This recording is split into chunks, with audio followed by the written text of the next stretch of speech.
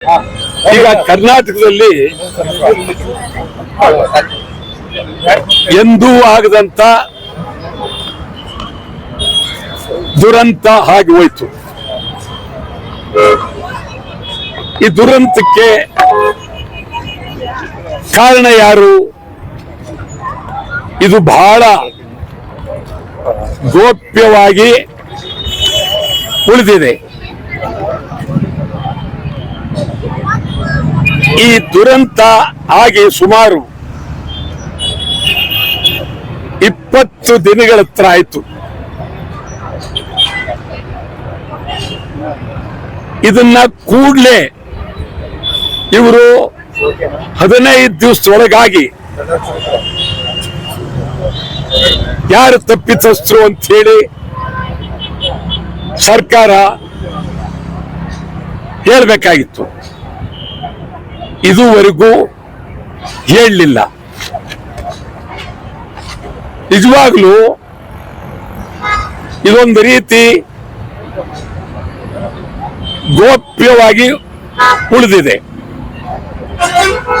ರಾಜ್ಯದಲ್ಲಿ ನಡೆದಂತ ದೊಡ್ಡ ಘೋರ ದುರಂತ,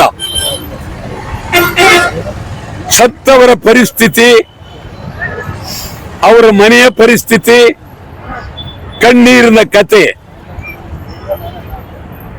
ಯಾರೋ ಒಬ್ರು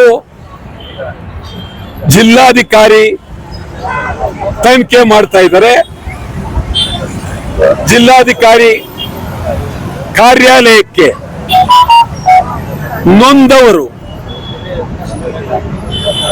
ಕಣ್ಣೀರಿಟ್ಟವರು ಅವರ ಕಾರ್ಯಾಲಯಕ್ಕೆ ಹೋಗಿ ಅವರು ಕೇಳಿದ ಪ್ರಶ್ನೆಗಳಿಗೆ ಉತ್ತರ ಕೊಡಬೇಕಾಗಿದೆ. ಇದಕ್ಕಿಂತ ದುರಂತ ಮತ್ತೊಂದಿಲ್ಲ. ನೇಮಕ ಆದಂತ ಡಿಸಿ ಅವರವ್ರ ಮನೆಗಳ ಹತ್ರವೇ ಹೋಗಿ ಕೇಳಿ ತಿಳ್ಕೊಳ್ಬೇಕಾಯಿತು.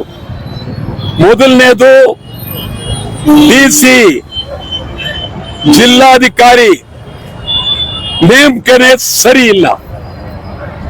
ನಾನು ಹಿಂದೆ ಹೇಳಿದ್ದೆ, ಜಿಲ್ಲಾಧಿಕಾರಿ ಬದಲು ಒಬ್ಬ ಪೊಲೀಸ್ ಕಾನ್ಸ್ಟೇಬಲ್ ಕೊಟ್ಬಿಡಿ, ತನಿಖೆ ಆಗುತ್ತೆ ಅಂತೇಳಿ. ಒಳ್ಳೇದಲ್ಲ.